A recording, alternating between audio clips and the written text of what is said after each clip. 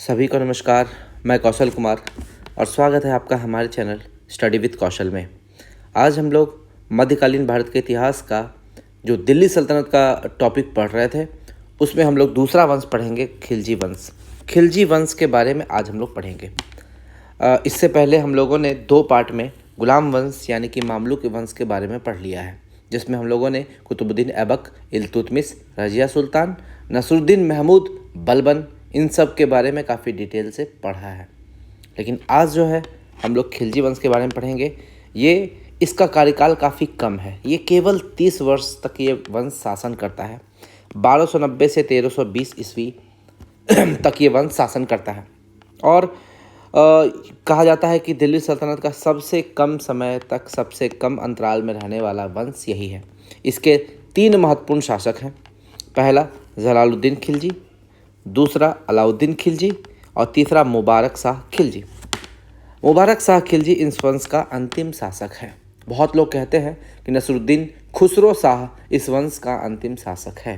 तो मैं आपको बताऊंगा जब हम लोग वीडियो में आगे देखेंगे कि क्यों मुबारक शाह खिलजी इस वंश का अंतिम शासक है, नसरुद्दीन खुसरो शाह इस वंश का अंतिम शासक क्यों नहीं है, उसको पूरे डिटेल में समझेंगे। चलिए बिना लेट किए हम लोग स्टार्ट करते हैं आज का जो टॉपिक है खिलजी वंश। लेकिन इससे पहले अगर आपने हमारे चैनल को सब्सक्राइब नहीं किया है तो तुरंत हमारे चैनल को सब्सक्राइब कर लीजिए और बेल आइकन का बटन दबा दीजिए ताकि जो भी मेरी चैनल पे जो भी वीडियो आएगा वो आपको सबसे पहले पहुंच जाएगा। और इसके अलावा जो भी मैं नोट्स पढ़ाता हूँ, ये जो नोट्स मैं पढ़ा रहा हूँ, इसका अगर आपको PDF चाहिए तो आप लोग स्टडी विद कौशल एप्लीकेशन पे जाइए। ये आपको प्ले स्टोर पे अवेलेबल है, ठीक है। वहाँ पर आपको पेड कोर्सेज में जाना है। जो भी मैं पढ़ा रहा हूँ उन सभी का PDF आपको वहाँ पे अवेलेबल हो जाएगा, सभी का PDF आपको मिल जाएगा। तो चलिए आज का टॉपिक स्टार्ट करते हैं। खिलजी वंश अर्थात ये 1290 से 1320 ईस्वी में ये जो वंश था खिलजी वंश, इसके बारे में समझेंगे। देखिए नोट्स तो मैंने जो भी आपको दिया है वो अभी तक का सबसे बेहतरीन नोट्स है। इससे अच्छा नोट्स आपको कहीं नहीं मिलने वाला है, ठीक है। हम लोग समझेंगे कि इस वंश को खिलजी वंश क्यों बोलते हैं, क्यों इस वंश को खिलजी बोलते हैं, सब कुछ समझेंगे। जो आपने कभी नहीं पढ़ा है उन सब चीज़ों को हम लोग आज के वीडियो में डिस्कस करने जा रहे हैं। बहुत सारे फैक्ट्स को जो समझने में दिक्कत होती है लोगों को, वो अच्छे से समझ के हम लोग पढ़ेंगे। देखिए दिल्ली सल्तनत में सबसे कम शासनकाल वाला वंश यही है, केवल 30 वर्ष, केवल 30 वर्ष इसका शासनकाल है, ठीक है। 3 महत्वपूर्ण शासक हैं इसमें। जलालुद्दीन खिलजी जो कि 1290 से 96 6 साल रहता है, ये इस वंश का संस्थापक है। उसके बाद अलाउद्दीन खिलजी जो कि 1296 से 1316 लगभग 20 वर्ष शासन करता है। उसके बाद मुबारक शाह खिलजी जो कि 4 वर्ष 1316 से 1320 4 वर्ष शासन करता है और ये इस वंश का अंतिम शासक रहता है। देखिए ये हो गया 6, ये 20, ये 4, टोटल जोड़िएगा तो हो जाएगा 30 वर्ष। 30 वर्ष, बस यही आपको दिमाग लगाना है, ठीक है। खिलजी की शुरुआत मध्य एशिया यानी कि तुर्किस्तान से होती है। तुर्किस्तान मध्य एशिया वाला जो एरिया है वहाँ से इस वंश की शुरुआत होती है। बाद में ये पलायन करते हैं, चूँकि ये घुमंतु प्रवृत्ति के होते हैं, ये पलायन करके अफ़गानिस्तान के खल्ज क्षेत्र में रहने लगते हैं। खल्ज क्षेत्र, अफ़गानिस्तान का खल्ज क्षेत्र में रहने के कारण ये काफ़ी समय यहाँ पर रहते हैं, बहुत लंबा समय व्यतीत करते हैं। उसके बाद जब ये भारत आते हैं तो इन्हें खल्ज क्षेत्र से आने के कारण इन्हें खिलजी कहा जाने लगा।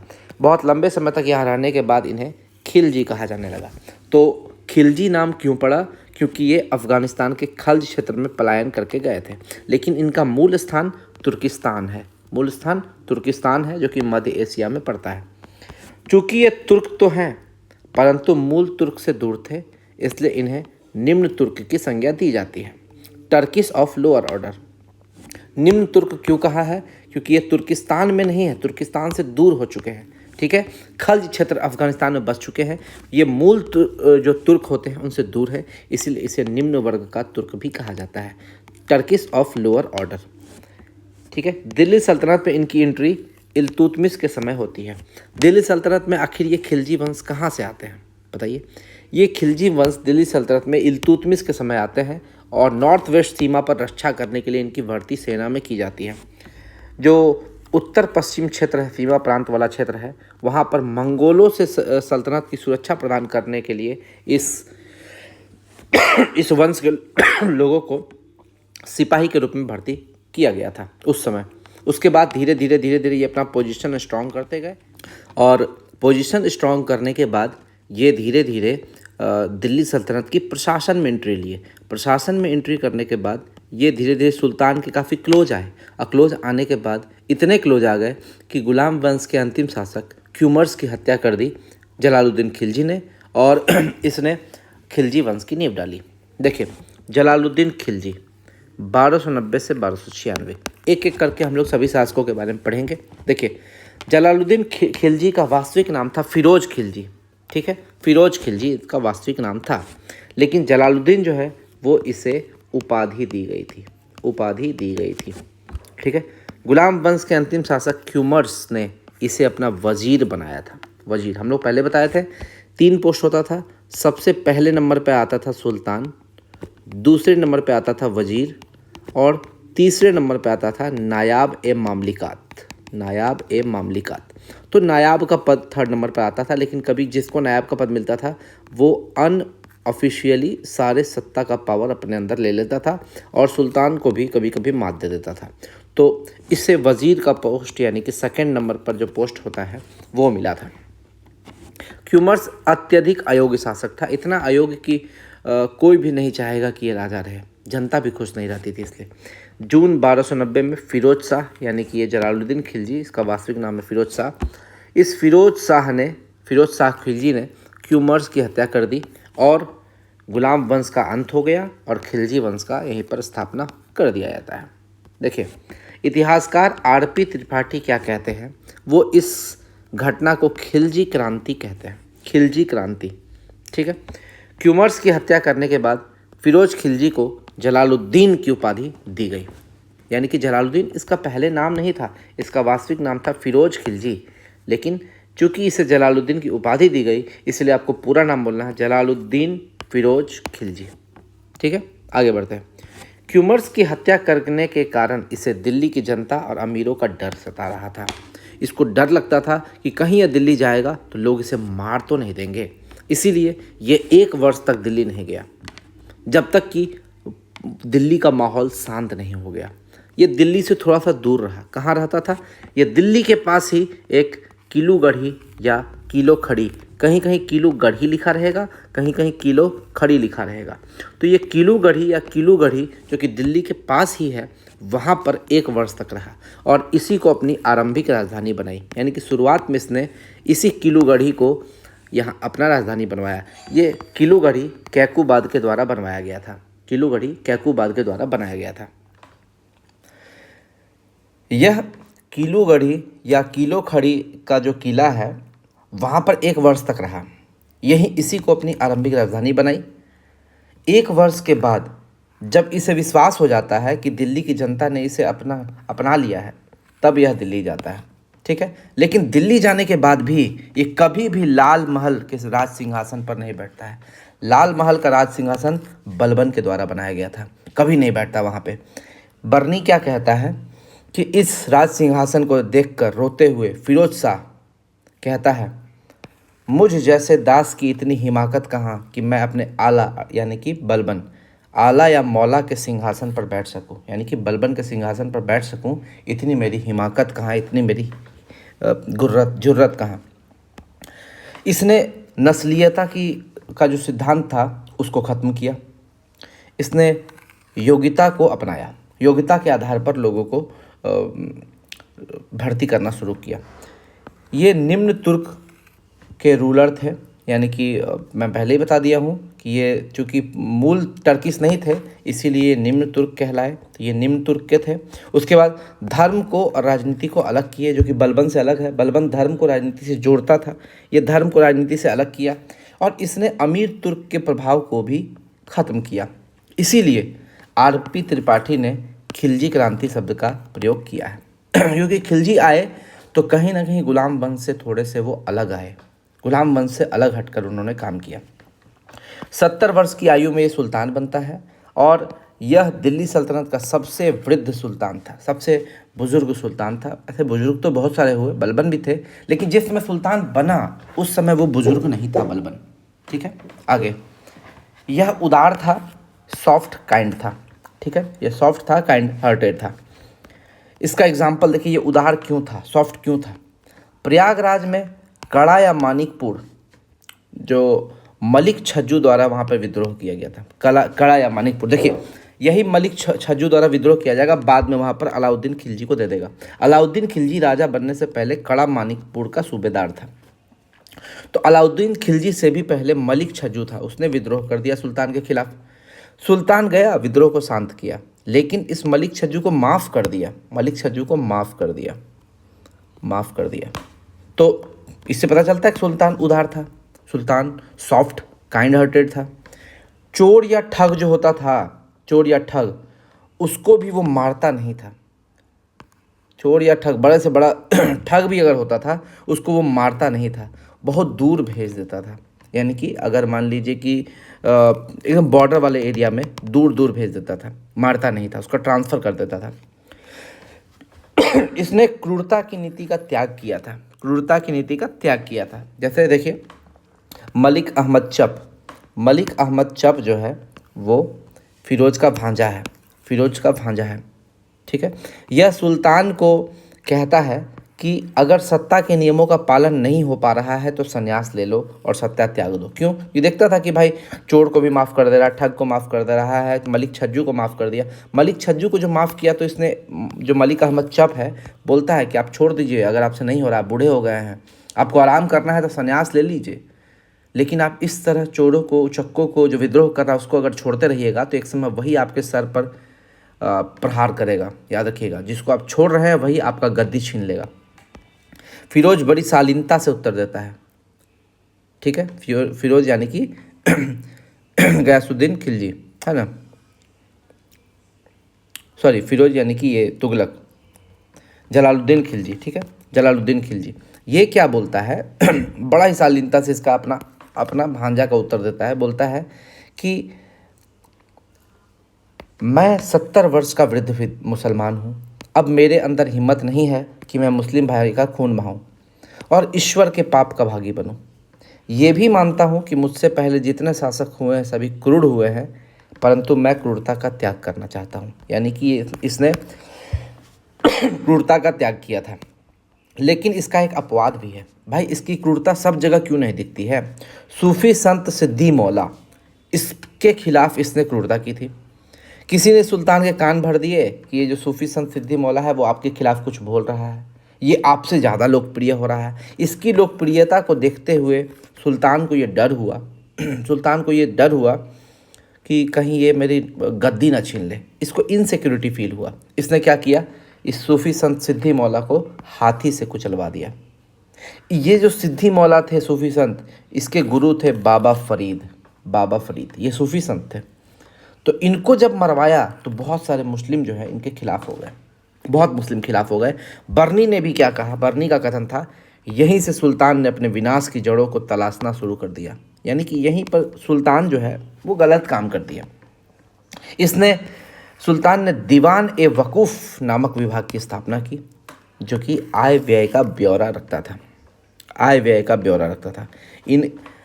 कौन सा इनकम आया, कौन सा इनकम गया, उसके लिए जो विभाग बनाया था, दीवान ए वकूफ़ बनाया था।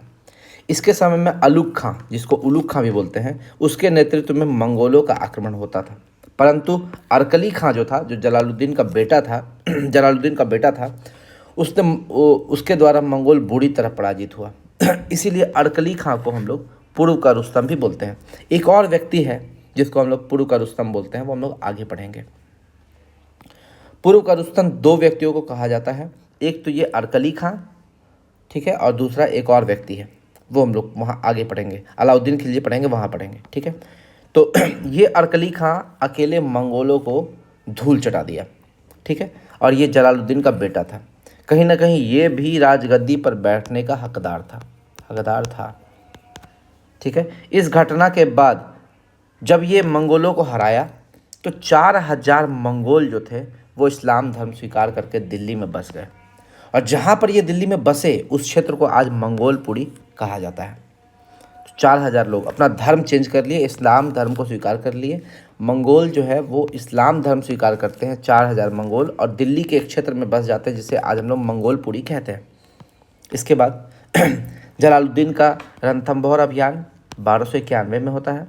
हमीर देव चौहान के सेनापति गुरदास सैनी की शहादत, ठीक है, यहीं पे होता है। हमीर देव चौहान के सेनापति गुरदास सैनी की शहादत होती है। जलाल खिलजी, ऐसे 10 किलो को भी मैं मुसलमान के एक बाल के बराबर महत्व नहीं देता हूँ। इसकी जो शहादत होती है, गुरदास सैनी की शहादत, तो इसको कोई वैल्यू नहीं देता। ये यहाँ पर रणथंभौर अभियान में गुरदास सैनी की जो शहादत होती है उसमें ये जलालुद्दीन खिलजी बोलता है, ऐसे 10 किलो को भी मैं मुसलमान के एक बाल के बराबर महत्व नहीं देता, क्योंकि ये मुसलमान नहीं था, इसलिए इसके मृत्यु को ये महत्व नहीं देता है। इनके शासनकाल के दौरान यादव वंश, जो कि महाराष्ट्र में था, इसके शासक रामचंद्र देव तथा इसके पुत्र शंकर देव, जिसको सिंघन देव भी बोलते हैं, वो रहता था। वो यादव वंश का शासक था, रामचंद्र देव। जलालुद्दीन का भतीजा अली गुरसास्प, जिसको अलाउद्दीन खिलजी भी बोलते हैं, अलाउद्दीन खिलजी के बचपन का नाम था अली गुरसास्प, जो बाद में इसका दामाद भी बनता है। यह उस समय कड़ा मानिकपुर का इकतेदार था। ये अलाउद्दीन खिलजी क्या दिमाग लगाता है, ये बोलता है सुल्तान से कि मुझे दक्षिण भारत में अभियान करना है। जलालुद्दीन खिलजी से बोलता है। तो दक्षिण भारत में तो अभियान करने के लिए कभी भी सुल्तान राजी नहीं होगा, तो ये सुल्तान से झूठ बोलता है। सुल्तान से ये बोलता है कि मैं चंदेरी बुंदेलखंड पर आक्रमण करने जा रहा हूँ। सुल्तान इसकी परमिशन दे देता है, लेकिन एक्चुअली में इसको हमला कहाँ करना था? इसको हमला करना था देवगिरी के यादव वंश के राजा रामचंद्र देव पर और शंकर देव पर, जो कि उस समय महाराष्ट्र में यादव वंश के थे। रामचंद्र देव और शंकर देव, इस पर आक्रमण करना था, क्योंकि इसके समय में बहुत पैसा था, बहुत पैसा, इतना पैसा कि ये जो पैसा लूट के आता है वो अत्यधिक खर्च करने के बावजूद मोहम्मद बिन तुगलक के शासनकाल तक वो पैसा चलता है, खजाना इतना भर जाता है। इसीलिए ये रामचंद्र देव और शंकर देव पर आक्रमण करता है और देवगिरी के राजा रामचंद्र देव और शंकर देव को हराता है। कहा जाता है कि रामचंद्र देव और शंकर देव ने काफ़ी हिम्मत से लड़ा था, लेकिन फिर भी वो हार गए। बर्नी क्या बोलता है? देखिए, बर्नी बोलता है कि इतना ज़्यादा धन कमाया कि बेतहाशा धन खर्च करने के बावजूद भी यह फिरोज शाह तुगलक के समय तक चला। मैं तो मोहम्मद बिन तुगलक बोला था ना, ये फिरोज शाह तुगलक के समय तक ये खजाना चला, इतना पैसा कमाया, सोच सकते हैं। अब षड्यंत्र देखिए, उस समय जलालुद्दीन के खिलाफ अलाउद्दीन यानी कि उसका भतीजा जो है वही षड्यंत्र करता है। मैं बेहद दुखी हूँ कि मैंने आपकी आज्ञा का पालन नहीं किया। देखिए, इससे तो मांगा था परमिशन चंदेरी पर आक्रमण करने के लिए, लेकिन ये चल गया कहाँ? देवगिरी पर आक्रमण कर दिया। अब वो सुल्तान से माफ़ी मांगता है। सुल्तान जो है जलालुद्दीन खिलजी, वो अलाउद्दीन खिलजी को अपने गोद में पाला हुआ होता है, उसकी सारी गलतियाँ वो माफ़ कर देता है। इसीलिए वो इमोशनल ड्रामा करता है सुल्तान के सामने। वो क्या बोलता है कि मैं बेहद दुखी हूँ कि मैंने आपकी आज्ञा का पालन नहीं किया। मैंने आपसे यहाँ का मांगा, चंदेरी बुंदेलखंड पर आक्रमण करने की आज्ञा मांगी और मैं देवगिरी चला गया। इसके लिए मैं माफ़ी चाहता हूँ। अगर आप मुझसे मिलने कड़ा नहीं आते हैं तो मैं आत्महत्या कर लूँगा। ये षड्यंत्र था, दिमाग लगाया था अलाउद्दीन खिलजी। सुल्तान को मलिक अहमद चप, जो कि उसका भांजा था, वो अभी भी सचेत करता है। वो इसके समय भी सचेत किया था। कहा गया मलिक छज्जू के समय भी ये मलिक अहमद चप सचेत करता है कि आप जो सॉफ्ट बन रहे हैं ये आपको एक दिन खा जाएगा। यहाँ पर भी ये सतर्क करता है अलाउद्दीन खिलजी के खिलाफ कि भाई आपको अलाउद्दीन खिलजी बुला रहा है मरवाने के लिए, आप अभी सचेत हो जाइए, सिक्योरिटी के साथ जाइए, अपने साथ अपनी सेना लेकर जाइए। मगर सुल्तान भावुक होकर बिना सेना के अपने भतीजे से मिलने चला जाता है। अलाउद्दीन खिलजी से भावुक हो जाता है बेचारा भतीजा के मोह में, ठीक है। लेकिन यही इसकी सबसे बड़ी गलती होती है। जलालुद्दीन खिलजी अलाउद्दीन खिलजी से बिना सेना के मिलने चला जाता है। इसमें एक और कहानी है। अलाउद्दीन खिलजी बोलता है कि आप मुझसे सेना के साथ मिलने नहीं आइएगा, अगर आप मुझसे सेना के साथ मिलने आइएगा तो मैं आत्महत्या कर लूँगा। देखिए कितना दिमाग लगाता है वो, एकदम इमोशनल ड्रामा करता है। तो सुल्तान अपने भतीजे का बात मान लेता है, बिना सेना के चला जाता है। जैसे ही वह अलाउद्दीन खिलजी से मिलने गया तो देखा कि अलाउद्दीन अपनी पूरी सेना के साथ खड़ा था मारने के लिए। तो वहीं जलालुद्दीन का अंतिम शब्द, मारने से पहले एक शब्द बोलता है जलालुद्दीन कि दगाबाज अलाउद्दीन, ये तूने क्या कर दिया। ये जलालुद्दीन के अंतिम शब्द थे। बस इतना बोला ही था, अलाउद्दीन ने उसका सर काट कर अलग कर दिया, गला काट दिया जाता है। और ये काम वो अपने 2 सैनिक की मदद से करता है, मोहम्मद सलीम और इख्तियारुद्दीन हूद, इसकी मदद से करता है। तो यहीं पर बर्नी का एक स्टेटमेंट होता है कि शहीद सुल्तान के कटे हुए मस्तक से अभी रक्त टपक ही रहा था कि शाही चंदोबा यानी कि मुकुट अलाउद्दीन खिलजी के सिर पर रख दिया गया। यानी कि यहीं पर अलाउद्दीन खिलजी ने अपना राज्याभिषेक ग्रहण किया। अलाउद्दीन का 2 बार राज्याभिषेक होता है, 2 बार, ठीक है। एक तो यहाँ पर जैसे ही इसको मारा, जैसे ही जलालुद्दीन को मारा, तुरंत राजा माथे पे मुकुट पहन लिया, उसी का मुकुट वहीं पे पहन लिया, ठीक है। तो इसी पे बर्नी बोलता है कि शहीद सुल्तान के कटे हुए मस्तक से भी रक्त टपक ही रहा था कि शाही चंदोबा यानी कि मुकुट अलाउद्दीन खिलजी के सिर पर रख दिया गया। जलालुद्दीन की हत्या करने के बाद वह इसके 2 पुत्रों को भी मरवा देता है। वो आगे पढ़ेंगे कैसे मरवाता है। दक्षिण भारत पर अभियान करने वाला पहला व्यक्ति कौन था? अलाउद्दीन खिलजी था। उस समय वो सुल्तान नहीं था बल्कि कड़ा मानिकपुर का इख्तेदार या सूबेदार था, ठीक है। और यही अलाउद्दीन की, वो बिना परमिशन के जो जाता है रामचंद्र देव से लड़ने के लिए, तो ये एक प्रश्न पूछता है कि दक्षिण भारत पर अभियान करने वाला पहला ये था।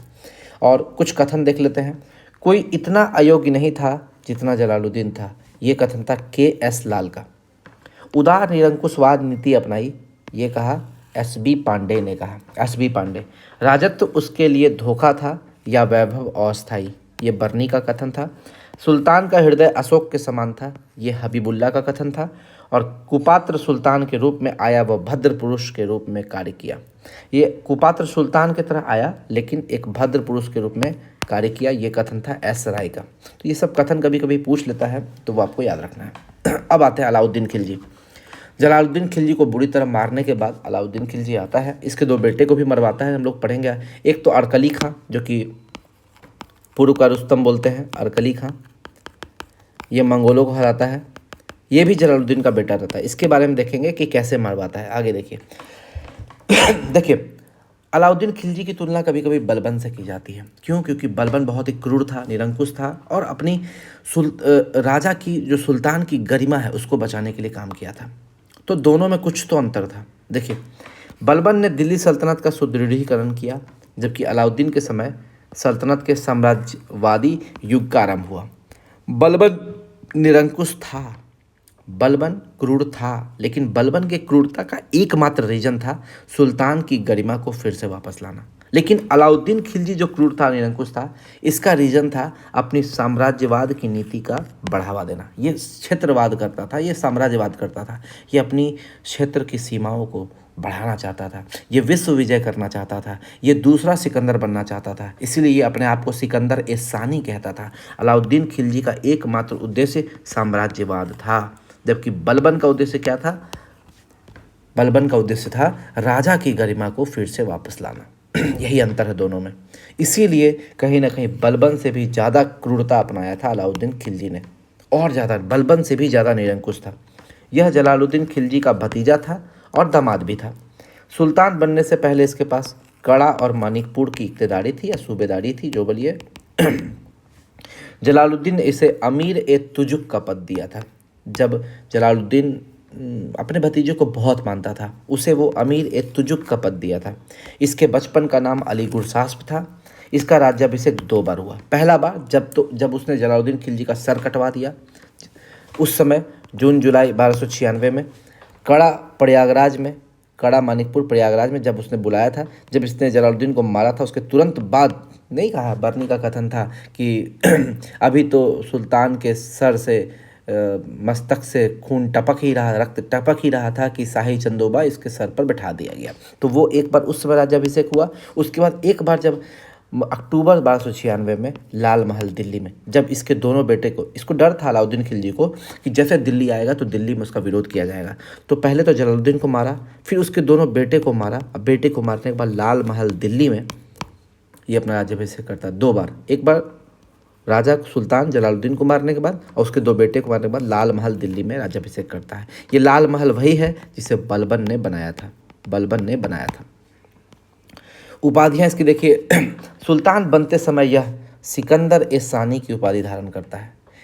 द्वितीय सिकंदर ए सानी यानी कि सिकंदर 2। ये भी सिकंदर की तरह विश्व विजय की इच्छा रखता था, लेकिन इसका ये सपना अधूरा रह गया। इसका दो सपना था, वो अधूरा था। आपको याद रखना है, इसका दो सपना अधूरा था। पहला तो ये सिकंदर एसानी दूसरा सिकंदर बनना चाहता था, लेकिन सिकंदर जब था उस समय बातें दूसरी थी। इसके समय में काफ़ी स्ट्रॉन्ग राजाएं आ चुके थे। इस समय पूरे विश्व को जीतना मुश्किल था, इसलिए इसकी ये इच्छा अधूरी रह गई। तो इसने कहा कि ठीक है, विश्व को नहीं जीत पाएंगे, चलो भारत को ही जीत लेते हैं। पूरे भारत को जीतने की इच्छा इसकी जागृत हो गई, इसीलिए इसने काफ़ी साम्राज्य को अपना विस्तार भी किया। उसके बाद इसका दूसरा सपना था कि यह पैगंबर की भांति अपना एक नया धर्म चलाना चाहता था, लेकिन इसकी ये इच्छा भी अधूरी रह गई। इसका एक कोतवाली मित्र था अलाउल मुल्क, वो बेचारा बहुत समझाया इसको, इसके समझाने पे इसने ये विचार त्याग दिया। तो पहला तो विश्व विजय की इच्छा भी इसकी अधूरी थी, और एक नया धर्म चलाना चाहता था, वो भी इच्छा इसकी अधूरी रह गई। दो इच्छाएं इसकी अधूरी थी। इसे जिल्ले इलाही की उपाधि धारण की। जिल्ले इलाही यानी कि ईश्वर की परछाई, ईश्वर की छाया। खलीफा का नायाब अपने आप को कहता था। इसने कभी अपने पद की स्वीकृति खलीफा से नहीं ली, ये खुद को खलीफा ए नायाब कहता था, अपने आप को बोल देता था। यामीन उल खिलाफत अपने आप को बोलता था, यानी कि खलीफा का दाहिना हाथ। और नासिर अमीर उल मोमिल यानी कि खलीफा का सहायक भी अपने आप को बोलता था।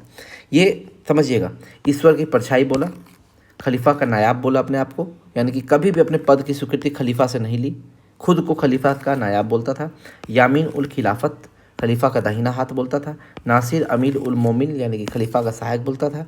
और इसकी मृत्यु 5 जनवरी 1316 में हो गई थी। बहुत लोग बोलते हैं कि इसे जलोदर नामक रोग हो गया था, जलोदर नामक रोग हो गया था।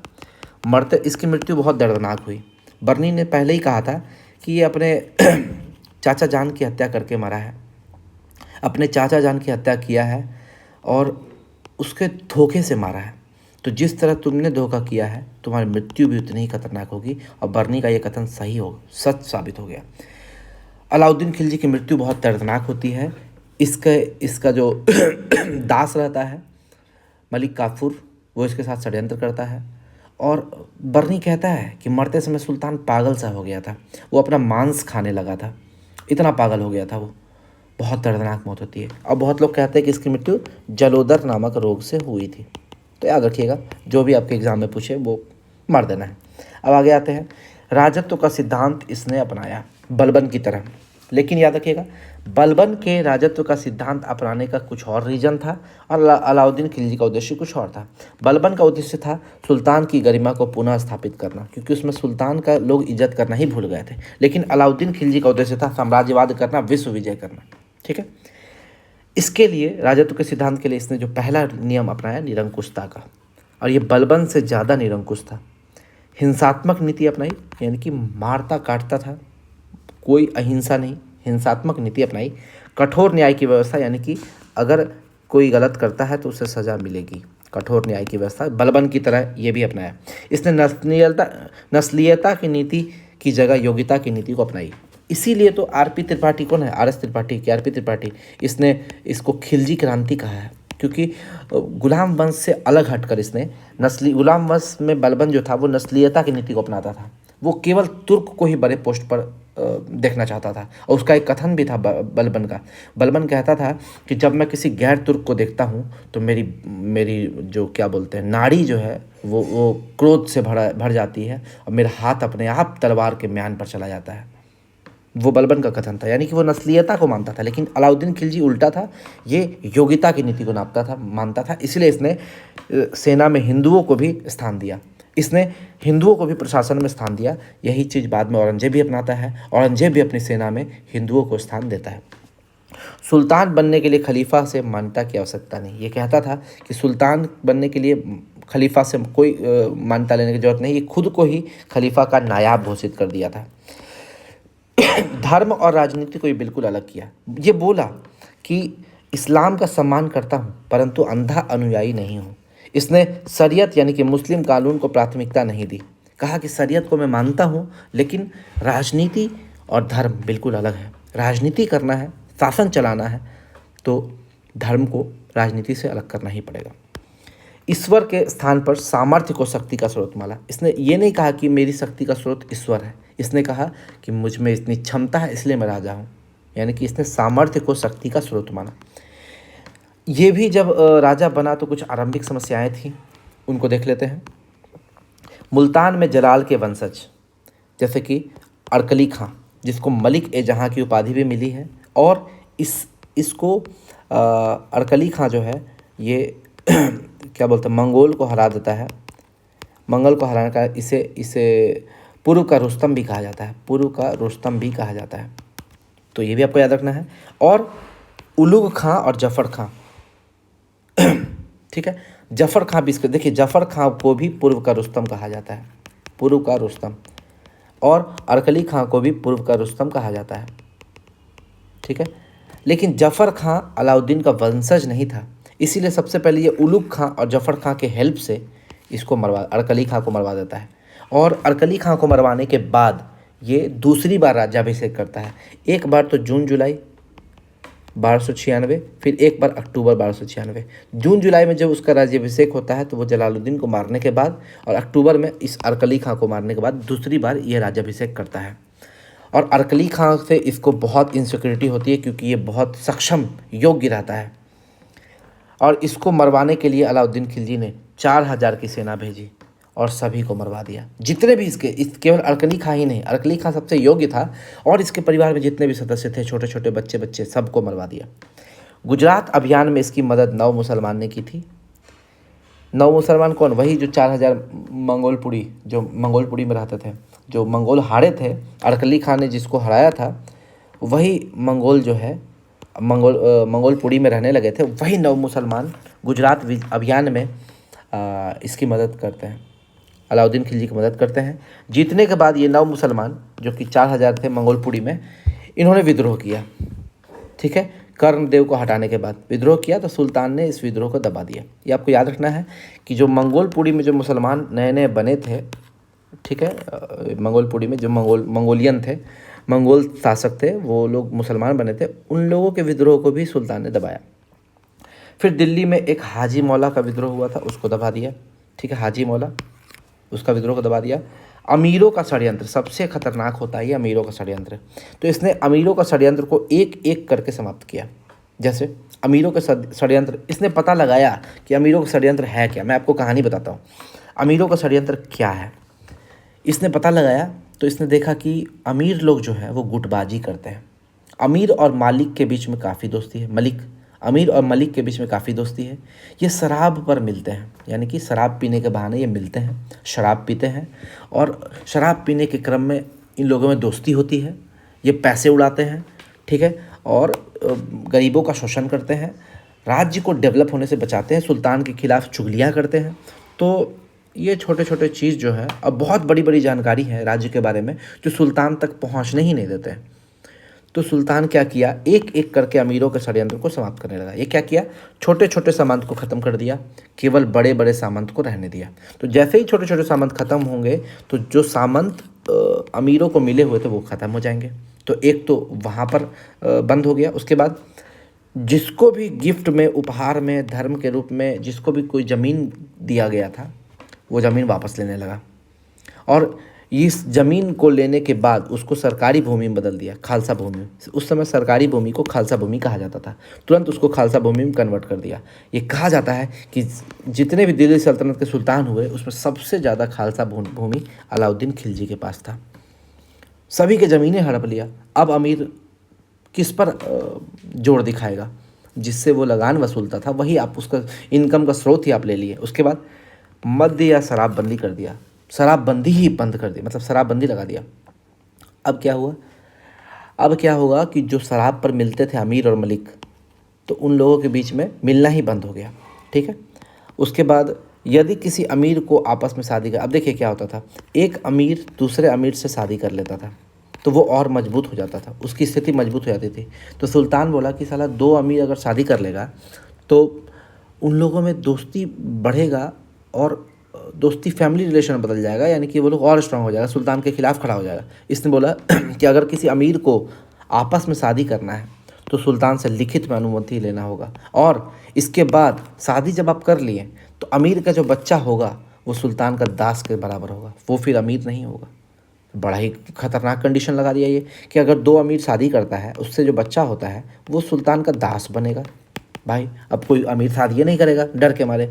अब देखिए, अब इसको सुल्तान को कभी भी अपने राज्य के बारे में जानकारी नहीं मिलता था, तो ये क्या किया, जनता की जानकारी प्राप्त करने के लिए गुप्तचर विभाग, जिसको बरीद कहते हैं, बरीद या मुनिहान, बरीद या मुनिहान कहते हैं, ये एक गुप्तचर विभाग का स्थापना किया। और अमीर लोग इतने भयभीत होने लगे कि वो अब सांकेतिक भाषा का प्रयोग करने लगे। अमीर लोग डरने लगे सुल्तान से कि भाई कुछ भी बोलेंगे तो ये गुप्तचर विभाग जो बरीद है वो तुरंत सुल्तान को बता देगा कि ये सब डिस्कस कर रहा है। तो अमीर लोग अब क्या करने लगे, बातचीत नहीं करते थे, अब इशारों में बात करते थे डर के मारे, सुल्तान के डर के मारे। तो सुल्तान का काम किया, सुल्तान ने जो दिमाग लगाया, सुल्तान बहुत पढ़ा लिखा नहीं था लेकिन दिमाग का तेज था। अलाउद्दीन खिलजी के समय मंगोलों ने दिल्ली पर 6 बार आक्रमण किया।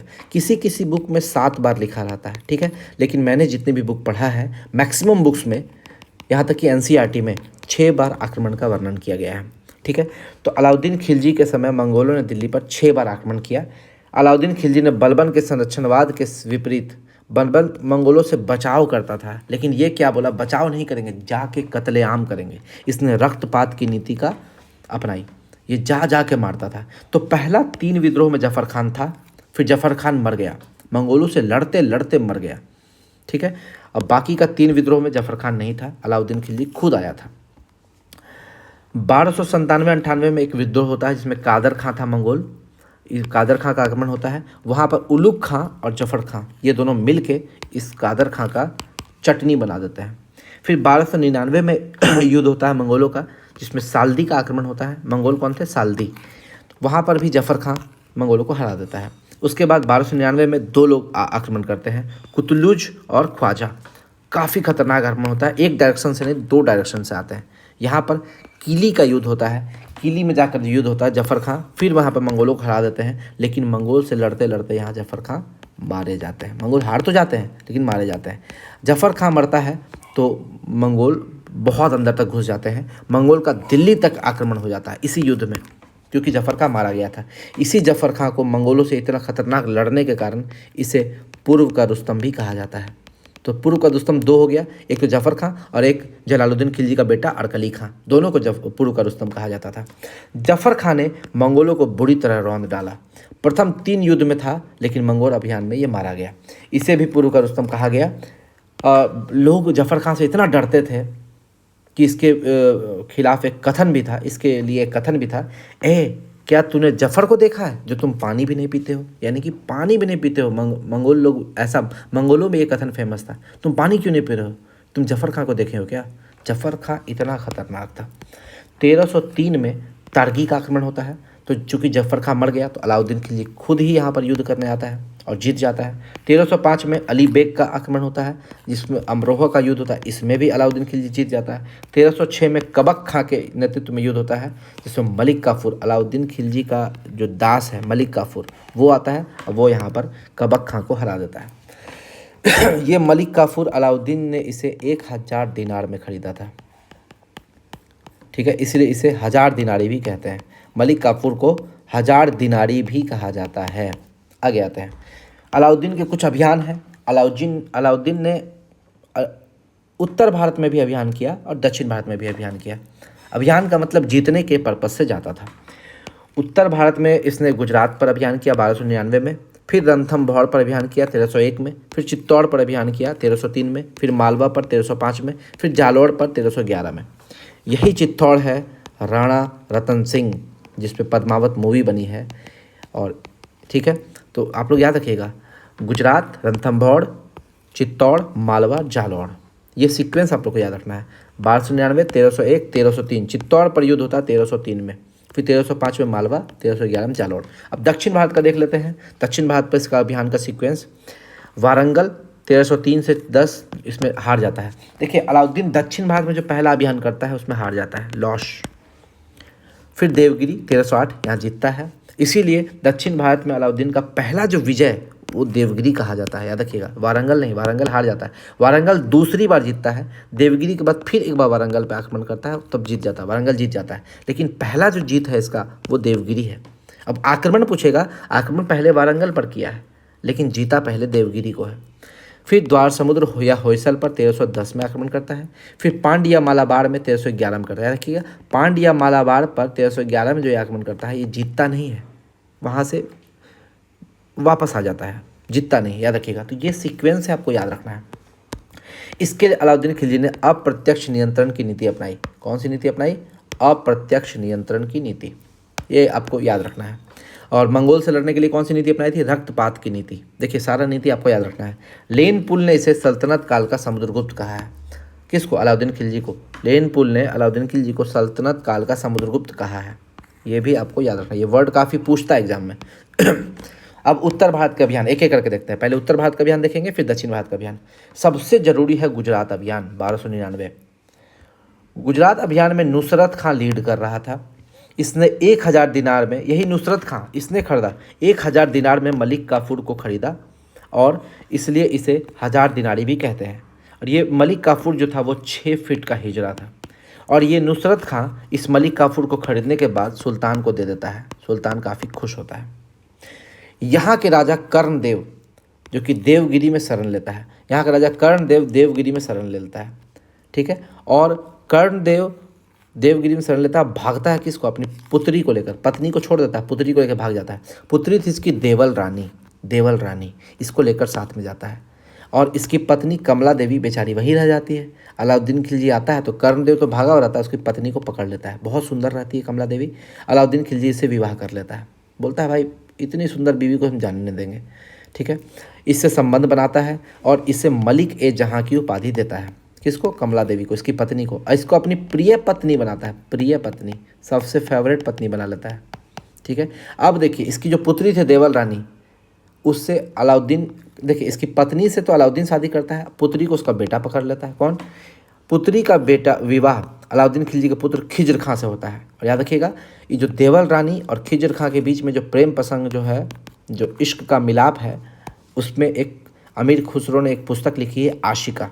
पूछेगा ये जो आशिका नाम की पुस्तक अमीर खुसरो ने लिखी है, उसमें किसके प्रेम प्रसंग का वर्णन है? तो उसमें खिज्र खां जो कि अलाउद्दीन खिलजी का बेटा है, और देवल रानी जो कि कर्णदेव की पुत्री है, उसका प्रेम प्रसंग का वर्णन है, ठीक है। अब देखिएगा ये जो कर्णदेव देवगिरी में रहता है, जाके वहाँ पर रहता है, इसीलिए देवगिरी के राजा रामचंद्र देव से भी युद्ध होता है अलाउद्दीन खिलजी का। और यही रामचंद्र देव से युद्ध इसलिए होता है क्योंकि इसने कर्णदेव को शरण क्यों दिया, क्यों शरण दिया। और इसी कर्णदेव को हटाने के कारण, याद रखिएगा, जो 9 मुसलमान थे, 9 मुसलमान जो 4000 मंगोलियन, वो भी विद्रोह करते हैं, जिसको सुल्तान दबाता है। देखिएगा कर्णदेव के कारण ही सब जगह विद्रोह होता है, क्योंकि ये गुजरात में रहता है। गुजरात में कर्णदेव को लोग बहुत मानते हैं, ठीक है। बेचारी की पुत्री से अलाउद्दीन का बेटा प्रेम प्रसंग रचाता है, इसकी पत्नी को तो अलाउद्दीन ले जाता है, बेचारा अकेला रह जाता है कर्णदेव। अब देखिए दूसरा अभियान जो होता है अलाउद्दीन खिलजी का, वो है रणथंभौर अभियान 1301 में। राजा हमीर देव बहुत ही वीरता से लड़ता है, लेकिन इसका जो 2 सेनापति होता है, धर्म सिंह और वीर सिंह, वो राजा हमीर देव को धोखा दे देता है, चीट कर देता है। तब क्या होता है, हमीर देव की पत्नी पद्म नामक तालाब में रानी रंग देवी और इसकी पुत्री देवल, ये लोग जाके जौहर कर लेती है। तो याद रखिएगा जौहर का पहला जो हम लोग को देखने को मिलता है वो इसमें नहीं मिलता है, रानी पद्मिनी में देखने को नहीं मिलता है। एक तो जौहर का वहाँ पर है, तो देवल का जो राजा था देवल, वहाँ पर गजनवी जो आता है उस समय जो जौहर करता है, वो वहाँ पर पहला देखने को मिलता है। लेकिन यहाँ बहुत कोई बोलता है कि मिडिवल हिस्ट्री में पहला ये है, यहाँ पर देखने को राजा हमीर देव के पास देखने को मिलता है जौहर। इसके बाद राणा रतन सिंह और रानी पद्मिनी जो है, पद्मावती, वो जौहर करती है, वो बाद में करती है। उससे पहले ही राजा हमीर देव की पत्नी रानी रंग देवी और देवल, इसकी पुत्री देवल, वो जौहर करती है, इससे पहले 1301 में। चित्तौड़ अभियान 1303 में करता है, राणा रतन सिंह वहाँ का रहता है। राणा रतन सिंह को भी ये पीठ पर तलवार से मारता है, सामने से वो जीत नहीं पाता है, पीठ पर तलवार से वार करता है। ये कहा जाता है कि कोई भी सैनिक हाथ नहीं लगाएगा। राणा रतन सिंह और अलाउद्दीन खिलजी एक साथ लड़ेंगे बिना किसी सैनिक के। तो राणा रतन सिंह जब जीतने लगता है तो अलाउद्दीन खिलजी धोखे से वार करता है, पीठ पर वार करता है और उसके सैनिक की मदद लेता है, ठीक है। तो ये बड़े ही वीरता से लड़ते हैं। और जब ये मर जाते हैं तो इसकी पत्नी रानी पद्मिनी, या इसी को पद्मावती बोलते हैं, ये अपनी जितनी भी दरबार में पत्नियाँ, लड़कियाँ, औरतें थीं, उनके साथ सामूहिक रूप से आग में कूद के अपनी जान दे देती है। इसको सामूहिक जौहर बोलते हैं। तो यहाँ पर सामूहिक जौहर देखने को मिलता है, जबकि रणथंभौर अभियान में जो हमीर देव थे वहाँ पर केवल रानी रंग देवी और उसकी पुत्री देवर का हम लोग को जौहर मिलता है। अलाउद्दीन खिलजी केवल रानी पद्मावत को देखना चाहता था, क्योंकि वह उसकी खूबसूरती के खूब चर्चे सुना था। जब रानी पद्मावत ने आग में कूदकर जौहर व्रत से अपनी जान दे दी तो क्रोध में आकर अलाउद्दीन खिलजी ने 30,000 राजपूतों का कत्ल कर दिया। ये कहाँ लिखा हुआ है? ये पद्मावत में लिखा हुआ है, और पद्मावत के राइटर हैं मलिक मोहम्मद जायसी, 1540 में लिखते हैं। और ये मलिक मोहम्मद जायसी जो है वो किसके समकालीन है? तो आपको याद रखना है, शेरशाह सूरी। जब मुगल वंश पढ़ेंगे तो शेरशाह सूरी के समकालीन है ये मलिक मोहम्मद जायसी। एक चीज़ और आप लोग समझ लीजिएगा कि ये जो कहता है पद्मावत में कि अलाउद्दीन खिलजी केवल पद्मावत को देखना चाहता था, ये गलत है। वो देखिए इसको अपनी रानी बना लेता है, कमला देवी को शादी कर लेता है। एक्चुअली पहले जो जितने भी शासक होते थे वो उनको जो भी खूबसूरत लड़की दिखती थी वो उनके साथ प्रेम प्रसंग जमाता था, उनको अपनी रानी बनाता था, उनके साथ विवाह करता था जबरन, चाहे अगर वो नहीं मान रही तो जबरन करता था। तो ये कहना गलत है कि अलाउद्दीन केवल रानी पद्मावत को देखना चाहता था, ये पद्मावत में लिखा हुआ है, ठीक है। लेकिन ये सबको पता है, राणा रणजीत सिंह को भी पता था कि वो देखना नहीं चाहता था, वो उसका लस्ट था। चलिए आगे आते हैं। 1305 ईस्वी में इसका मालवा अभियान होता है, जहाँ के राजा होते हैं महलक देव, यहाँ पर भी अलाउद्दीन खिलजी जीत जाता है। 1311 में जालोर अभियान होता है, जिसके राजा थे कान्हड़ देव, यहाँ पर भी अलाउद्दीन खिलजी जीत जाता है। बस इतना ही याद रखना है इसमें, जो महत्वपूर्ण था वो उन्होंने बता दिया। अब दक्षिण भारत का अभियान में देखिएगा, वारंगल अभियान 1302 से 1310 काकतीय राजा प्रताप रुद्रदेव, पहली बार में अलाउद्दीन खिलजी हारता है, दूसरी बार जीतता है, ठीक है। यहाँ की गोलकुंडा की खान से मलिक काफूर कोहिनूर का हीरा चुरा लेता है, हाँ ठीक है। और ये एक कहावत है, कोहिनूर हीरा जिसके भी पास रहा है वो बर्बाद हो गया है। जैसे देखिए 1302 से 1310 में इसको कोहिनूर हीरा मिला, मलिक काफूर लेके आ गया और अपने सुल्तान अलाउद्दीन खिलजी को दे दिया। 1316 में अलाउद्दीन खिलजी बुरी तरह से मृत्यु की बहुत गंदी तरीके से मौत होती है, मलिक काफूर इसको रौंद डालता है। अभी ये देखिए हीरा, फिर जब ब्रिटिश आए तो उसको कोहिनूर हीरा लेके चल गए। जब कोई एक समय में जो ब्रिटिश है वो पूरे विश्व पर कब्जा कर लिए थे, भारत ही नहीं, भारत, पाकिस्तान, बांग्लादेश, उधर अमेरिका, बहुत सारे देशों को इसने अपना कब्जा बनाया था, बहुत सारे देशों को इसने जीता, लगभग पूरे विश्व को ही जीत लिया था। लेकिन जब से कोहिनूर हीरा आया, कोहिनूर हीरा अंग्रेज़ों को मिला, इसका पतन हो गया। और अभी देखिए, अभी इंग्लैंड बहुत ज़्यादा डेवलप्ड देश नहीं है, जो पहले का किया हुआ है वही है। पहले इतना कुछ ये मतलब दूसरे देशों से लूटा है कि आज उसी के दम पर ये चल रहा है। लेकिन जब से जो भी कोहिनूर हीरा को लेता है वो बर्बाद हो जाता है, ऐसा माना जाता है, ठीक है। अलाउद्दीन खिलजी भी बर्बाद हो गया था। दक्षिण भारत में प्रथम सफल अभियान इसका देवगिरी 1308 में। देखिए वारंगल में अभियान किया, पहला बार हार गया, ठीक है, हार गया, दूसरी बार जीता, लेकिन उससे पहले वो देवगिरी जीत जाता है। कर्णदेव को शरण देने के कारण यादव वंशीय रामचंद्र देव को गिरफ्तार करके वो दिल्ली लाता है। कर्णदेव को कब शरण दिया था? 1299 में, बहुत पहले का बात बता रहे हैं। अभी देवगिरी पर हमला दोबारा करेगा बाद में। देखिए 1299 में वो रामचंद्र देव को हराता है, इसका बेटा शंकर देव को गिरफ्तार कर लेता है। रामचंद्र देव से इसकी संधि होती है कि तुम हमको हर महीना टैक्स दोगे, जिसमें प्रतिवर्ष एलिचपुर की आय भेजने का वादा करता है। ये रामचंद्र देव जो है वो बोलता है ठीक हम एलिचपुर की आय आपको देंगे। 1299 का बात कर रहे हैं। तो भेजता है, बहुत दिन तक भेजता है, कम से कम 7-8 साल भेजेगा।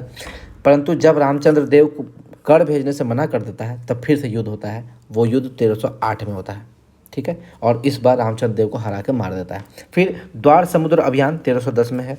इसमें राजा रहता है वीर बल्लाल III। ये वही वीर बल्लाल III है जिसका 2 सेनापति हरिहर और बुक्का मोहम्मद बिन तुगलक के समय आएंगे और हरिहर बुक्का विजयनगर साम्राज्य की स्थापना करेंगे, ठीक है। और पांड्य अभियान 1311 में इसके राजा रहता है जटावर्मन वीर पांड्य, जो कि मदुरई के राजा रहते हैं। तो ये तो था इसका कुछ महत्वपूर्ण फैक्ट। अब आते हैं मूल्य या बाजार नियंत्रण व्यवस्था, प्राइस या मार्केट कंट्रोल सिस्टम। देखिए इसको समझने से पहले हम लोग को ये समझना पड़ेगा कि ये व्यवस्था इसने लाया क्यों। इसके समय 5 लाख सेना थी, 5 लाख सेना, और 5 लाख सेना को अगर बर्नी बोलता है, अगर ये नॉर्मल वेतन भी देता, नॉर्मल वेतन, तो इसका खजाना 5 से 6 साल में समाप्त हो जाता है। और ये खजाना कौन लूट कर लाया था? जो जितना भी लूट कर लाता है अलाउद्दीन खिलजी, जो भी संपत्ति लूट कर लाता था उसका 80% वो खुद रखता था और 20% सेना में बांट देता था। जबकि पहले क्या होता था, पहले 80% सेना रखती थी और 20% सम्राट को, सुल्तान को जाता था। लेकिन अलाउद्दीन खिलजी ने उल्टा कर दिया, बोला कि सुल्तान 80% लेगा, बाकी 20% सेना में जाएगा। तो लूट का धन तो बढ़ने से रहा। कितना लुटाएगा? बहुत कम। लेकिन सेना को तो हमेशा संपत्ति चाहिए, हमेशा सैलरी चाहिए। तो इसने क्या किया, सेना से पूछा कि भाई आपको प्रॉब्लम क्या है, आपको सैलरी ज़्यादा चाहिए क्यों? इसने बोला सर 100 रुपये आटा है, 200 रुपये गेहूँ है, फिर 200 रुपये आपका चावल है। इसने सारा कुछ लिखाया, बताया कि महंगाई बहुत ज़्यादा है। तो सुल्तान ने कहा अगर 100 रुपये में जो चावल आपको मिल रहा है वो अगर मैं आपको 20 रुपये में दे दूँ, या 200 रुपये में जो आपको गेहूँ मिल रहा है वो आपको 10 रुपये में दे दूँ, या 20 रुपये में दे दूँ, या 30 रुपये में दे दूँ, तो आपको कोई दिक्कत, सैलरी बढ़ाने की जरूरत नहीं पड़ेगी? इसने कहा नहीं सर, नहीं पड़ेगी। तो इसी के लिए इसने लाया मूल्य या बाजार नियंत्रण व्यवस्था। किस जो सैनिक हैं उसके, उसको कम मूल्य पर सामान मिल जाए, आवश्यक वस्तुएं मिल जाए। आवश्यक वस्तुएं में जैसे कि कपड़ा, रोटी, चावल, सब्जी, जितने भी चीज़ें होती हैं, घोड़ा, ये सारा चीज़ उसको फ्री में मिल जाए। देखिए, अगर आपसे पूछे कि अलाउद्दीन खिलजी ने बाजार नियंत्रण व्यवस्था लागू की थी, इसकी जानकारी हमें कहाँ प्राप्त होती है? मैं बोल रहा हूँ इसलिए तो नहीं प्राप्त होती है। इसकी जानकारी बहुत सारे राइटरों ने बुक लिखी है, उससे मिलती है। तारीख़े फिरोजशाही, जो कि बर्नी के द्वारा लिखी गई पुस्तक थी, इसमें हमें बाजार नियंत्रण व्यवस्था या मूल्य नियंत्रण व्यवस्था के बारे में जानकारी मिलती है। दूसरी पुस्तक है खजाइल उल फुतूह, जो कि अमीर खुसरो द्वारा लिखी गई है। तीसरी किताबुल रहला, जो कि इब्न बतूता के द्वारा लिखी गई। इब्न बतूता मोरक्को से आया था। आगे पढ़ेंगे हम लोग इब्न बतूता के बारे में, अभी तो नहीं पढ़ेंगे। फिर फुतूह उल सलातीन, जो कि इसामी के द्वारा लिखी गई थी। इन 4 पुस्तकों में हमें बाजार नियंत्रण व्यवस्था के बारे में जानकारी मिलती है, जो कि अलाउद्दीन खिलजी के द्वारा स्टार्ट किया गया था। सबसे फेमस है ये दोनों, है ऊपर वाला दोनों, तारीख़े फिरोजशाही, जो कि बर्नी के द्वारा लिखी गई है, और खजाइल उल फुतूह, जो कि अमीर खुसरो के द्वारा लिखी गई है। इन दोनों पुस्तकों में हमें ये जानकारी मिलती है कि बाजार नियंत्रण व्यवस्था या मूल्य नियंत्रण व्यवस्था जो है वो अलाउद्दीन खिलजी के द्वारा स्टार्ट किया गया था।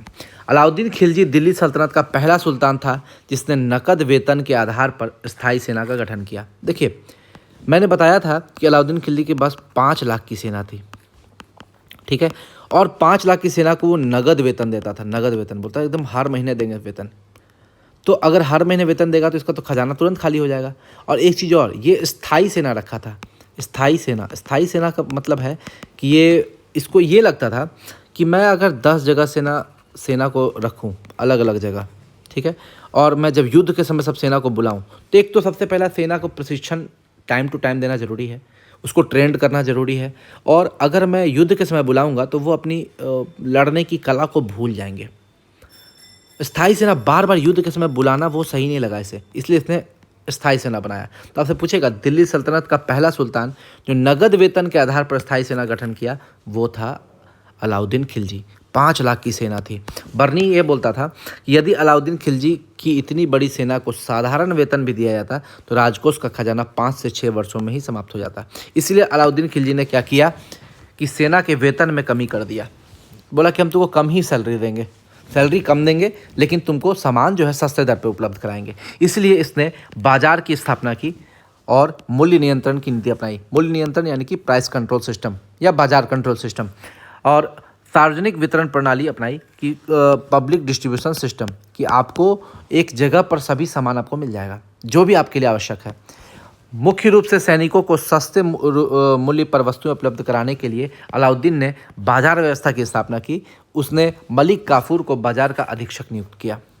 वह सारे व्यापारियों पर नियंत्रण रखता था कि कोई व्यापारी ज़्यादा दाम पर पैसा ना दे दे या कोई कम तौले भी नहीं। जैसे मान लो 1 किलो है, 2 तरीके से व्यापारी चीट करता है। पहला, 1 किलो का सामान आपको 900 ग्राम देगा, 100 ग्राम का चीट कर देगा, ठीक है, तो वहाँ पर भी चीट कर सकता है। और व्यापारी जो है वो 100 रुपये का चीज़ आपको 120 में देगा, तो यहाँ पर भी चीट कर सकता है। वो या तो दाम ज़्यादा लेगा या तो सामान ही आपको कम देगा। तो दोनों पर इसने नियंत्रण किया। इसने क्या कहा कि अगर कोई हमको 100 ग्राम सामान कम देगा ना और वो पकड़ा गया तो उसका जो 100 ग्राम सामान है उसका मांस से उसका दुगुना मांस काट के लेंगे।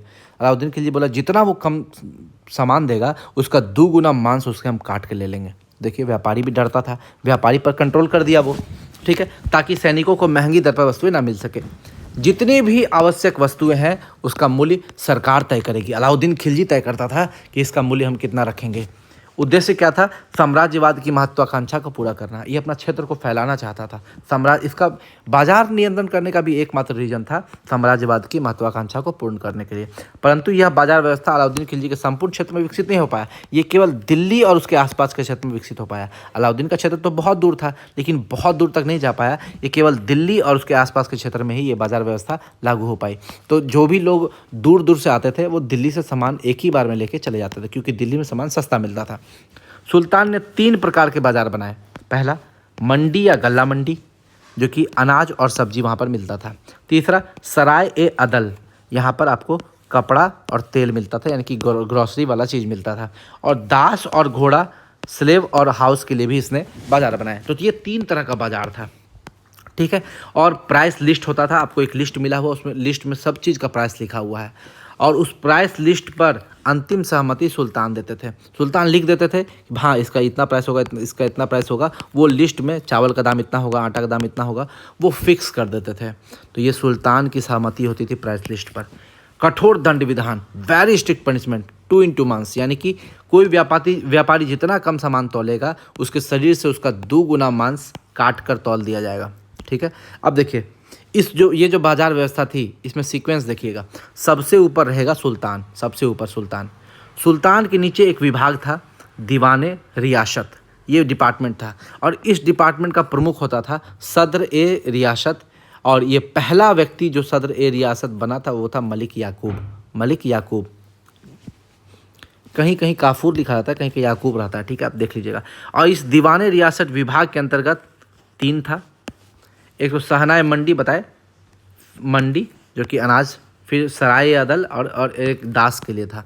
तो सहनाए मंडी जो कि आपका अनाज वगैरह देखता था, सहना ए सराय अदल जो कि तेल देखता था, ग्रॉसरी वगैरह देखता था, ठीक है। और सहना ए दास घोड़ा, वो दास घोड़ा देखता था, ठीक है। और इस तीनों जो सहना है 1, 2, 3, ये 3 सहना है। इस तीनों सहना का काम बाजार अधीक्षक कंट्रोल करता था। बाजार अधीक्षक मैं बताया था, बाजार अधीक्षक मलिक काफूर को नियंत्रण बनाया गया था। ये तीनों सहना का काम वो देखता था। और ये बाजार अधीक्षक का काम क्या था? व्यापारियों का रजिस्ट्रेशन करना, पंजीकरण करना। व्यापारी लोग जो भी आता था उसको रजिस्टर करवाता था कि भाई तुम रजिस्टर है तो यहाँ रहो, ठीक है। काला बाजारी रोकता था, ठीक है, ब्लैक मार्केटिंग को रोकता था। और कानून का क्रियान्वयन करना, जो भी सुल्तान ने कानून बनाया है उसका क्रियान्वयन करना, ठीक है। और इसकी सहायता के लिए भी कुछ अधिकारी बनाए गए थे, जैसे कि देखिए नाजीर जो कि मापतौल का काम देखता था, परवाना नवीश जो कि परमिट देता था, लाइसेंस देता था, ये सब काम परवाना नवीश का था। और मुहतसिब जो कि जनाचार नियंत्रण करता था, मोरल कोड ऑफ कंट्रोल को देखता था। एक व्यक्ति था गुप्तचर, स्पाई, जिसको बरीद बोलते हैं, ये खुफिया आदमी था इसके। और एक खुफिया पुलिस भी था, मुनहियान। गुप्तचर आदमी ये देखता था कि कोई सब जगह चुपचाप से जाके देखता था कि कोई कुछ गलत काम तो नहीं कर रहा है, कोई गलत तौल तो नहीं रहा है वस्तु, अमीर का इंटरफेरेंस तो नहीं है इसमें। तो अब देखिए सुल्तान को 3 गो रिपोर्ट मिलता था। पहला रिपोर्ट दीवाने रियासत, ये विभाग देता था, जिसका प्रमुख होता था सदर ए रियासत, ये अपना रिपोर्ट सुल्तान को भेजता था। दूसरा, ये तीनों जो है ये तीनों अपना रिपोर्ट सुल्तान को भेजते थे। और तीसरा, ये जो गुप्तचर व्यक्ति है बरीद, ये भी अपना रिपोर्ट सुल्तान को भेजते थे। तो सुल्तान को 3 रिपोर्ट मिल रहा है और तीनों रिपोर्ट से वो कंपेयर करता था कि सही चल रहा है कि नहीं उसका काम। तो सुल्तान को 3 स्तर पर रिपोर्ट मिलता था। एक तो सदर ए रियासत, ठीक है, सहना, 3 गो सहना था, ठीक है, और बरीद जो कि गुप्तचर विभाग का था। ये तीनों रिपोर्ट सुल्तान को भेजता था और इसी रिपोर्ट के आधार पर उस सुल्तान का बाजार व्यवस्था कंट्रोल होता था।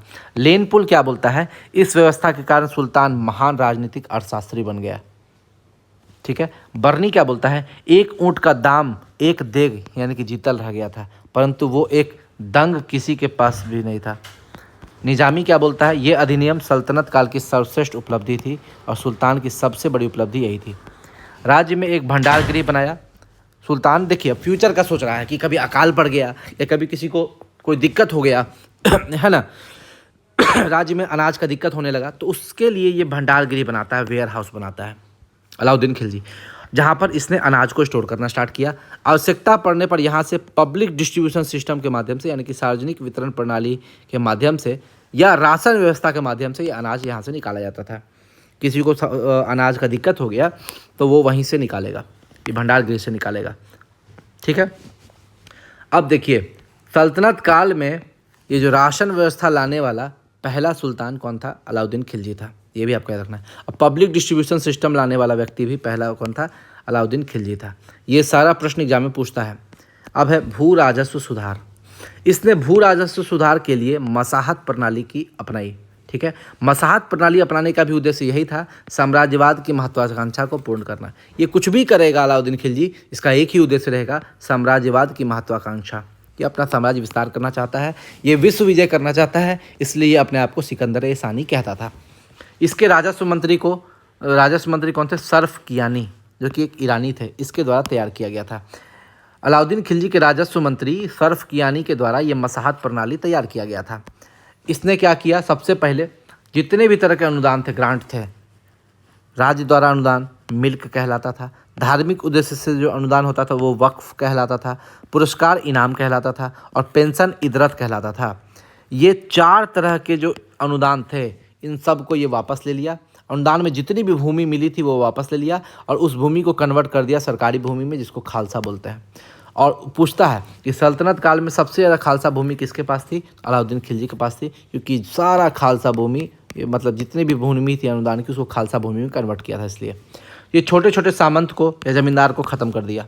केवल बड़े बड़े जमींदार रहते थे, छोटे सामंत को जैसे खूत, चौधरी, मुकद्दम, इन सबको समाप्त कर दिया। इसने भूमि की पैमाइश की तथा लगान की वसूली के लिए इसने एक नया विभाग दीवाने मुस्तखराज की स्थापना की। लगान वसूलने के लिए ये बोला छोटे छोटे सामंत नहीं लगान वसूलेगा, अब लगान वसूलेगा कौन? दीवाने मुस्तखराज, एक अलग विभाग बना दिया, यही जाके लगान वसूलेगा। और लगान की वसूली के लिए एक प्रणाली लागू की, जिसे मसाहत व्यवस्था बोलते हैं। कौन व्यवस्था? मसाहत, यही मसाहत प्रणाली, राजस्व के लिए मसाहत व्यवस्था। इस मसाहत व्यवस्था के अंतर्गत इसने भूमि का मापन स्टार्ट किया और भूमि का मापन करने के लिए एक बिस्वा नाम की इकाई इसने डेवलप की। देखिए इसको समझिएगा, ये अगर यहाँ समझ गए तो आपको कोई दिक्कत नहीं होगा। मान लीजिए कि किसी के पास कोई ज़मीन है, तो ये भूमि नापना स्टार्ट किया, सबका ज़मीन का भूमि को नापना स्टार्ट किया। इसमें बिस्वा नाम की इकाई निकाली। देखिए एक बीघा का जो 20वां हिस्सा होगा उसी को बिस्वा बोलेंगे, उसी को बिस्वा यानी कि 20वां हिस्सा। ठीक है, और भूमि मापने के लिए इसने जबीता व्यवस्था को अपनाया। जबीता व्यवस्था, ये तो राजस्व लगान वसूलने की व्यवस्था है, मसाहत व्यवस्था, और भूमि मापन करने के लिए जबीता व्यवस्था। और भूमि मापन की इकाई क्या है? बिस्वा। आपसे पूछेगा बिस्वा नामक इकाई किसके समय में थी? अलाउद्दीन खिलजी के समय में थी। उसने भूमि मापने के लिए कौन सा व्यवस्था अपनाया? जबीता व्यवस्था अपनाया। लगान वसूली के लिए कौन सा व्यवस्था अपनाया? मसाहत व्यवस्था अपनाया। फिर यहाँ पर भूमि नाप लिया। अब ये क्या करता था? अब ये बोलता था भूमि तो हम आपका नाप लिए, लेकिन भूमि के आधार पर टैक्स नहीं लेंगे, जितना उपज होगा उसके आधार पर टैक्स लेंगे। अगर आपका उपज हो गया 0, टैक्स भी लेंगे 0। अगर आपका उपज हो गया जितना भी मान ली 100, तो हम 100 में से 50 ले लेंगे। यानी कि जितना भी राजस्व होता था वो उपज का 50% होता था और वो नगद में लेता था। वो जो टैक्स लेता था वो नगद में, क्योंकि भाई उतनी बड़ी सेना को पैसा भी तो देना है। और इसने 3 तरह का टैक्स लगाना स्टार्ट किया: भूमि कर, चराई कर और घड़ी कर। चराई कर जो कि दुधारू पशु पर लगता था, और घड़ी कर यानी कि घर के लिए, मकान के लिए लगता था। मकान कर, चराई कर, मकान कर, चराई कर। ठीक है, तो आपसे पूछेगा मकान कर और चराई कर लगाने वाला पहला सुल्तान कौन था? तो ये था अलाउद्दीन खिलजी। भारत का प्रथम मुस्लिम शासक जिसने भूमि की वास्तविक आय पर राजस्व निश्चित किया। मैंने बताया था ना, जितना उपज होगा उसका 50% लेगा, यानी कि भूमि की वास्तविक आय पर ये राजस्व वसूलता था। इसके दरबार में अमीर खुसरो और हसन निजामी जैसे प्रसिद्ध विद्वान थे। अमीर खुसरो के बारे में जब हम लोग लास्ट में लिटरेचर पढ़ेंगे उस समय पूरे डिटेल से पढ़ लेंगे कि अमीर खुसरो ने कौन कौन सी पुस्तक लिखी है। अमीर खुसरो ने 7 सुल्तानों का काल देखा। इसी ने सितार का आविष्कार किया, इसी ने वीणा को संशोधित किया, और अमीर खुसरो को तोता ए हिंद भी कहा जाता है। क्या कहा जाता है? तोता ए हिंद भी कहा जाता है। अलाउद्दीन ने पहली बार हुलिया प्रथा और घोड़ा दागने की प्रथा चलाई। हुलिया प्रथा सैनिकों को पहचानने के लिए, और घोड़ा दागने की प्रथा इसके दरबार में जो घोड़े रहते थे उसको पहचानने के लिए चलाई। तारीख़ फ़िरोज़ शाही बरनी की पुस्तक है जिसमें अलाउद्दीन ने लूट का वर्णन किया है। अलाउद्दीन से पहले जितने भी सैनिक होते थे या जितने भी सुल्तान होते थे वो 20% अपने पास रखते थे और 80% लूट का धन सैनिकों में बांट देते थे। लेकिन अलाउद्दीन खिलजी क्या करता था, लूट के धन का 1/5 यानी कि लूट के धन को खम्स कहा जाता है, खम्स का 80% ये खजाना में डालते थे यानी कि सरकार के पास जाती थी और 20% सैनिकों में बांट देते थे। ये उल्टा करते थे, ये 20% ही मात्र सैनिकों को देते थे और 80% सरकारी खजाने में जमा करते थे। दक्षिण भारत में मलिक काफूर ने, जो इसका दास था अलाउद्दीन खिलजी का, मलिक काफूर, उसने लिंग महादेव का मंदिर और रामेश्वरम मंदिर को लूटा था। इसने एक वृत्ताकार अलाई किला बनाया था, अलाई किला, जिसे कोस्के सिटी भी कहा जाता है। और अलाई किला इस्लामी वास्तुकला का रत्न भी माना जाता है। अलाई किला है कहाँ पर? ये दिल्ली में है, कुव्वत उल इस्लाम मस्जिद के दक्षिणी प्रवेश द्वार पर। इसके अलावा इसने हौज खास, सीरी फोर्ट, हजार खंबा महल, जमात खाना मस्जिद, इन सब चीज़ का निर्माण करवाया, जिसमें सबसे फेमस है ये अलाई किला। अलाई किला को इस्लामी वास्तुकला का रत्न कहा जाता है। इसने कुछ सैन्य सुधार भी किए। इसने स्थानीय सेना यानी कि हस्म ए मुरत्तब का गठन करने वाला पहला सुल्तान था। ये स्थानीय सेना का गठन किया। मुरत्तब का अर्थ होता है निरीक्षण पश्चात नियुक्त सैनिक, यानी कि सैनिकों का नियुक्ति करने से पहले उसका निरीक्षण किया जाएगा, उसका एग्ज़ाम लिया जाएगा, इसी को मुरत्तब कहा जाता है। हस्म ए मुरत्तब किसके समय था? अलाउद्दीन खिलजी के समय था। नगद वेतन देता था, वेतन कम देता था लेकिन मूल्य नियंत्रण प्रणाली के कारण वो वेतन पर्याप्त था। एक सैनिक और एक घोड़ा, देखिए 234 टन का प्रतिवर्ष देता था, एक सैनिक और एक घोड़ा को।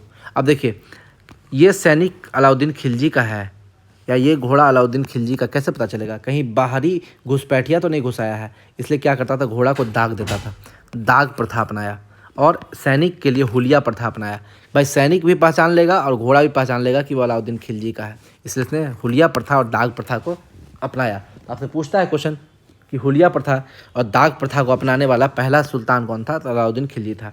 सैन्य भर्ती विभाग अरीज ए मुमालिक की इसने स्थापना की।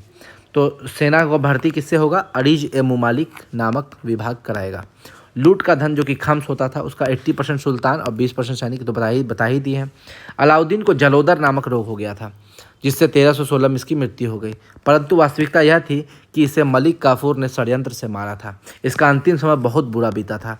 फरिश्ता कहता है कि सुल्तान पागल सा हो गया था, वह अपना स्वयं का मांस खाने लगा था। मलिक काफूर ने अलाउद्दीन खिलजी के पुत्र खिज्र खां को मार दिया, वही खिज्र खां जिसके आशिका नाम की पुस्तक लिखी थी अमीर खुसरो ने इसकी प्रेम प्रसंग में। और मलिक काफूर ने अल्प खां को मार दिया। शहाबुद्दीन उमर को सुल्तान बनाया। शहाबुद्दीन उमर सुल्तान तो बना लेकिन केवल 4 महीना के लिए सुल्तान बना। इसके शासनकाल में दक्षिण के पांड्य राज्य में 1273 में यूरोपीय यात्री मार्को पोलो इटली के जो होते हैं वो यात्रा करते हैं, मार्को पोलो, ठीक है। और याद रखिएगा कुछ पुस्तक हैं जो आपको पूछता है एग्जाम में कभी कभी। हमीर रठ चंद्रशेखर की पुस्तक है, हमीर रासो जोधराज की पुस्तक है, कान्हड़देव प्रबंध पद्मनाथ की पुस्तक है, श्रृंगार हार हमीर स्वयं की पुस्तक है, जालोर प्रशस्ति कान्हड़देव की उपलब्धियां और राजस्थान की प्रयाग प्रशस्ति भी इसे कहा जाता है। देखिए हम बताए थे कि जालोर में कान्हड़देव को अलाउद्दीन खिलजी हराता है। उसका उत्तर भारत का अभियान और दक्षिण भारत का अभियान जब हम आपको बताए थे तो वहीं पे बताए थे। तो कान्हड़देव बहुत प्रसिद्ध है, इसलिए कान्हड़देव प्रथम प्रबंध नामक पुस्तक पद्मनाथ लिखते हैं, तारीख़ फरिश्ता लिखते हैं, हमीर महाकाव्य नयन चंद्र सूरी लिखते हैं और रुष परीक्ष ये विद्यापति लिखते हैं। अब देखिए शहाबुद्दीन उमर जैसे मलिक काफूर इसको राजा बनाता है। मलिक काफूर शहाबुद्दीन उमर को शासक बनाता है, लेकिन ये 4 महीना ही रह पाता है। इससे मलिक काफूर ने राजा बनाया था। मुबारक शाह ने उमर तथा काफूर की हत्या कर दी और मुबारक शाह इसकी हत्या करने के लिए, चूँकि इस शहाबुद्दीन उमर की भी हत्या कर देता है और मलिक काफूर की भी हत्या कर देता है और ये मुबारक शाह राजगद्दी पर बैठता है। 1316 से 1320 में ये शासन करता है। प्रथम सुल्तान जिसने स्वयं को खलीफा घोषित किया था ये मुबारक शाह। अब देखिए यहाँ पर क्वेश्चन पूछता है कि मुबारक शाह के बाद भी आया है नसीरुद्दीन खुसरो शाह। ये नसीरुद्दीन खुसरो शाह को हम लोग माने अंतिम शासक या मुबारक शाह को माने। यहाँ पर थोड़ा सा कन्फ्यूजन हो जाता है लोगों में। इस कन्फ्यूजन को हम लोग यहाँ पे दूर कर देते हैं। मुबारक शाह ही अंतिम सुल्तान है खिलजी वंश का। क्यों, देखिए अभी हम क्लियर कर देते हैं। मुबारक शाह के बारे में पहले पढ़ लेते हैं। यह पहला सुल्तान था जिसने स्वयं को खलीफा घोषित किया। पहला सुल्तान। इसे कभी नग्न अवस्था में तो कभी स्त्री भेष में दरबार में घूमते हुए पाया जाता था। ये कभी कभी नंगे घूमता था और कभी कभी स्त्री भेष में। ये एक अय्याश शासक था। इसे नग्न स्त्री और पुरुष की संगत काफ़ी पसंद थी। चाहता था कि इसके सामने सब नग्न अवस्था में रहे। इसने अपनी सेना में बरादुओं को नियुक्त किया। बरादू जो थे वो गुजरात में परिवर्तित मुस्लिम थे। ये ओरिजिनल मुस्लिम नहीं थे, ये कन्वर्टेड मुस्लिम थे। ये बरादुओं को सेना में भर्ती करना स्टार्ट किया और 1320 में इसकी हत्या हसन खां के द्वारा कर दी जाती है। हसन खां मुबारक शाह के समय में ही दरबार में घूमते थे। ये भी एक बरादू ही थे, यानी कि ये कन्वर्टेड मुस्लिम थे। ठीक है, यही हसन खां का नाम है नसीरुद्दीन खुसरो शाह। पैगंबर का सेनापति इसको कहा जाता है। इसका मूल नाम था हसन खां, जो कि मुबारक शाह के साथ ही दरबार में रहता था। देखता था मुबारक शाह बेचारा महिलाओं के साथ अय्याश रूप से घूमते रहता है। बोला बा ये शासक अच्छा नहीं, इसको मार दो। मार दिया इसको। बरादू मुसलमान था ये हसन खां, कन्वर्टेड मुस्लिम था। इसे इस्लाम का शत्रु, ये देखिए ये भी बहुत घटिया काम करता था। इसको बरादू मुसलमान होने के कारण और नग्न स्त्री पुरुष के संगत होने के कारण इसे भी हसन खां को इस्लाम का शत्रु कहा जाना। इसने बहुत ऐसे काम किए जो इस्लाम के लिए सही नहीं माना गया। इसीलिए इससे बाद में गाजी मलिक यानी कि गयासुद्दीन तुगलक के द्वारा मार दी जाती है और यहीं पर तुगलक वंश की नींव डाल दी जाती है। यानी कि गयासुद्दीन तुगलक ने नसीरुद्दीन खुसरो शाह को मारा था, ना कि मुबारक शाह को मारा था। ठीक है, ये याद रखना है। लेकिन फिर भी अंतिम शासक मुबारक शाह कहलाते हैं क्योंकि मुबारक शाह खिलजी वंश से संबंधित थे, जबकि नसीरुद्दीन खुसरो शाह जो है यानी कि ये हसन खां, ये बरादी मुसलमान है, ये खिलजी वंश से संबंधित नहीं है। इसीलिए हम लोग कहते हैं कि खिलजी वंश के अंतिम शासक मुबारक शाह हैं, ना कि नसीरुद्दीन खुसरो शाह। लेकिन गयासुद्दीन तुगलक ने इसे मारा था। इसे मारकर तुगलक वंश की नींव डाली थी। अब अगला वीडियो हम लोग पढ़ेंगे तुगलक वंश पे। तो कैसा लगा आपको मेरा वीडियो? अगर आपको मेरा वीडियो अच्छा लगा हो तो मेरे चैनल को लाइक शेयर सब्सक्राइब कीजिएगा। ज़्यादा से ज़्यादा लोगों को ये वीडियो फैलाइएगा। धन्यवाद।